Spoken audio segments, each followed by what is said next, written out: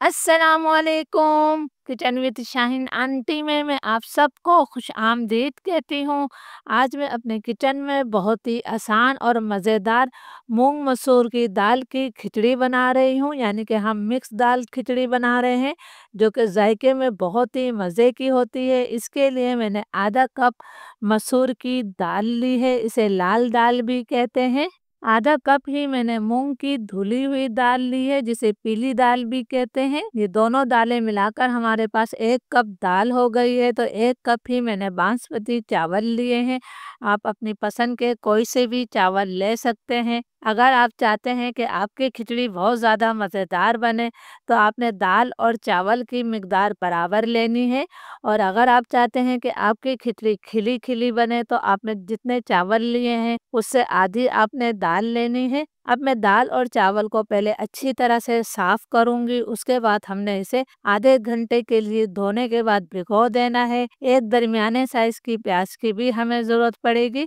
तो चलिए सबसे पहले हम दाल चावल को अच्छी तरह से साफ कर लेते हैं। दाल चावल को अब हम एक बड़े बोल में डाल देते हैं, ताकि हम इसे अच्छी तरह से साफ कर सकें। उसके बाद मैं इसे खुले पानी से अच्छी तरह से धो लूंगी। दाल चावल को मैंने अच्छी तरह से साफ करने के बाद धो लिया है और इसके अंदर पानी शामिल कर दिया है। अब हम इसे आधे घंटे के लिए भिगोकर छोड़ देंगे। उसके बाद हम इसे पकाना शुरू करेंगे। बहुत ही मज़ेदार मूंग मसूर की दाल की खिचड़ी बनाने के लिए मैंने आधा कप से कम तेल लिया है। आप तेल की जगह घी का इस्तेमाल भी कर सकते हैं। तेल को हम गरम कर लेते हैं। तेल गरम हो गया है। मैंने जो आपको एक दरमियाने साइज की प्याज दिखाई थी, उसको मैंने स्लाइस कर लिया है। प्याज को हमने इतनी देर तक फ्राई करना है कि इस पर हल्का सुनहरा कलर आ जाए। आपने प्याज को बहुत ज्यादा डार्क कलर नहीं देना है। प्याज पर हल्का सुनहरा कलर आ गया है। आप देख सकते हैं कि मैंने इसे डार्क कलर नहीं दिया है।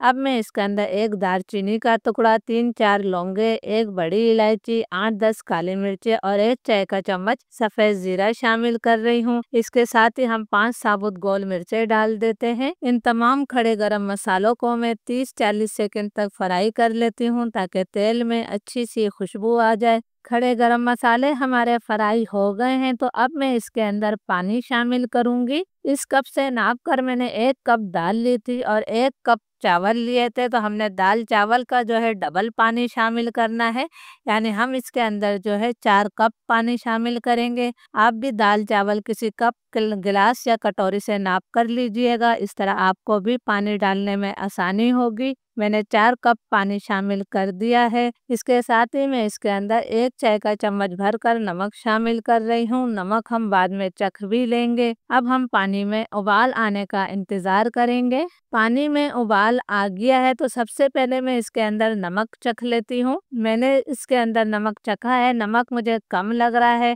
तो मैं इसके अंदर जो है आधा चाय का चम्मच नमक और शामिल कर रही हूँ। आप अपने टेस्ट के मुताबिक नमक डालिएगा। इसको भी हमने मिक्स कर दिया है। अब हम भीगे हुए दाल चावल शामिल करेंगे। दाल चावल को भीगे हुए आधा घंटा हो गया है और इनका तमाम पानी मैंने निकाल दिया है। दाल चावल हमने डाल दिए हैं, तो अब हम इसे हल्के हाथों से मिक्स कर लेते हैं। आपने हल्के हाथों से मिक्स करना है, क्योंकि ये भीगे हुए दाल चावल है। फ्लेम मेरा हाई है। हाई फ्लेम पर मैं इसे ढककर 5 से 6 मिनट तक पकाऊंगी, ताकि इसका ज़्यादातर पानी खुश्क हो जाए। हाई फ्लेम पर खिचड़ी को पकते हुए 5-6 मिनट हो गए हैं। आप देख सकते हैं कि इसका ज़्यादातर पानी खुश्क हो गया है और इसमें हल्के हल्के से बबल्स बन रहे हैं। अब मैं इसके ऊपर से 2 खाने के चम्मच घी शामिल कर देती हूँ। आखिर में घी ज़रूर डालिएगा, इससे बहुत अच्छी खुशबू भी आएगी और खिचड़ी का जायका भी बढ़ जाएगा। फ्लेम अब मैं बिल्कुल लो कर रही हूँ और लो फ्लेम पर हमने 10-12 मिनट का दम दे देना है। जब तक खिचड़ी में दम आ रहा है, हम खिचड़ी के साथ खाई जाने वाली लाल चटनी बना लेते हैं। इसके लिए मैंने 5 साबुत गोल मिर्चें ली हैं। 5-6 हम देसी लहसुन की कलियां जार में डाल देते हैं। एक दरमियाने साइज के टमाटर को मैंने टुकड़ों में काट कर शामिल किया है।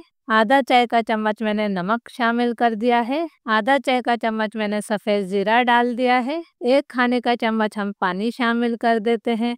अब मैं इसकी चटनी बनाकर लाती हूँ। हमारी झटपट चटपटी चटखारेदार चटनी तैयार है जो खिचड़ी का जायका बढ़ा देगी। खिचड़ी को दम पर रखे हुए 10-12 मिनट हो गए हैं। माशाल्लाह खिचड़ी में बहुत अच्छी तरह से दम आ गया है। हमारी झटपट मज़ेदार खिचड़ी तैयार है।